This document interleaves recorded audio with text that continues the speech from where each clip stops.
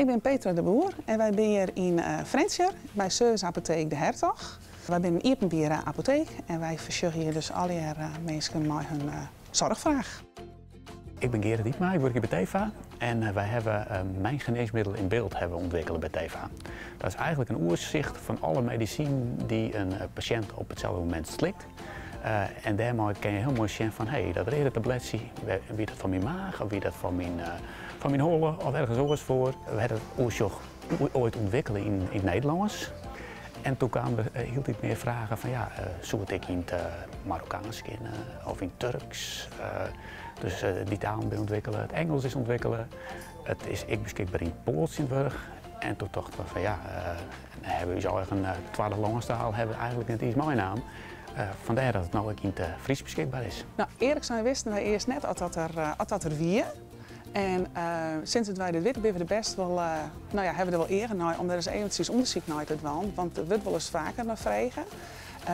En dan net specifiek Fries, dat komt ik wel voor. Maar ik Turks, Arabisch, we hebben ik wel passanten die bijvoorbeeld uit Duitsland komen of Frankrijk. Voor de apotheek die kan in 4 minuten eigenlijk een programma installeren op een computer. En als dat 1 keer geïnstalleerd is, dan kan de patiënt die aan de balie staat, die kan eigenlijk binnen een minuut zien oerzicht krijgen. We krijgen best wel wat reacties. Je kent dit broeken eigenlijk in Friesland, maar ik in de rest van Nederland. Dus het is eigenlijk heel grappig om te zien dat ik vanuit Zeeland al reacties krijg dat daar ik de Friese versie onvregen wordt van dit oerzicht. Dat zijn met name de wat oudere mensen. Die vinden het wel heel fijn dat ze in een memetaal betjenen worden.